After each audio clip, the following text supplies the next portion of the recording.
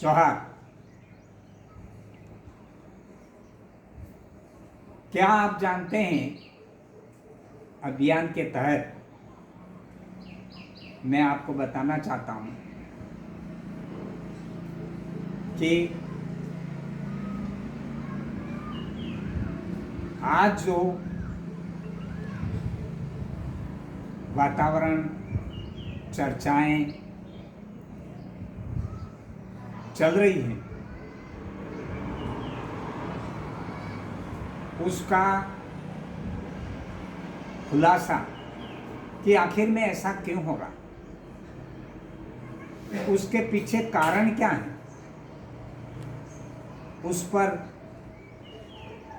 खोजबीन करने पर ये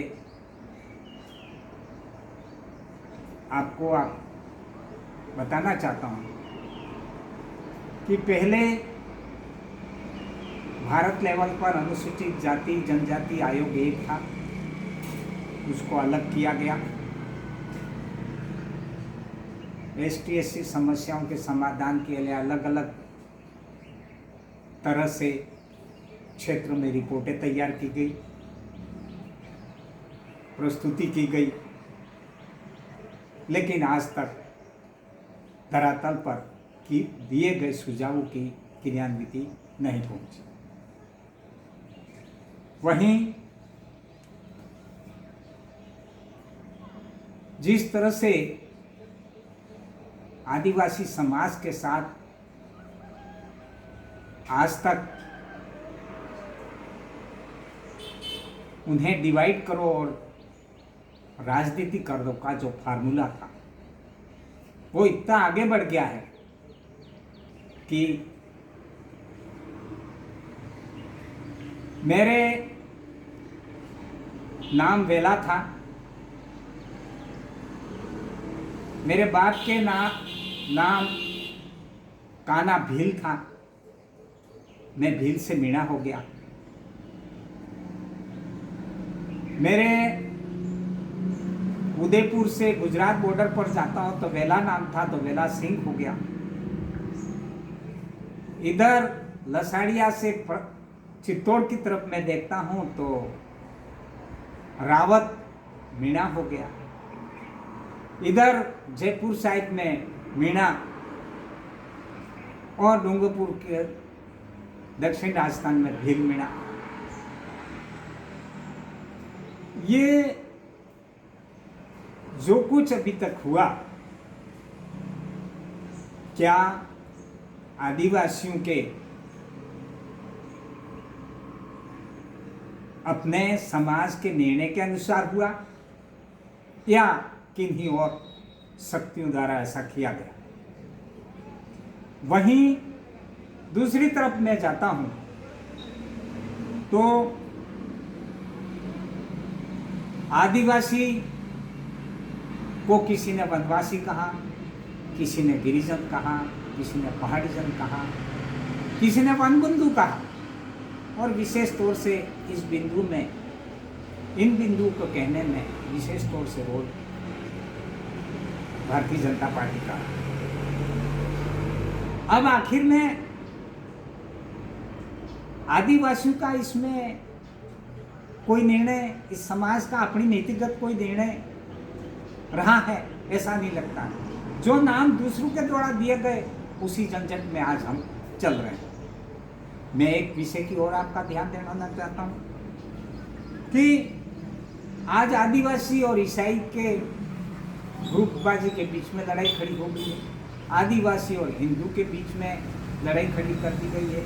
आदिवासी और गैर आदिवासी के बीच में लड़ाई खड़ी हो रही है। आपस में संवाद चल रहे हैं, तर्क चल रहे हैं। आखिर ऐसा क्यों?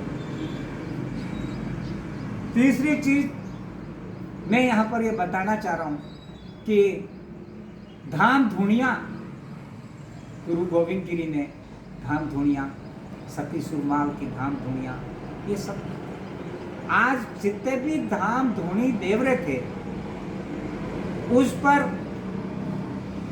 इन्हीं ऊपर नामों के आधार पर आदिवासी के धाम और धूणी और देवर पर कब्जा करने की साजिश हो रही।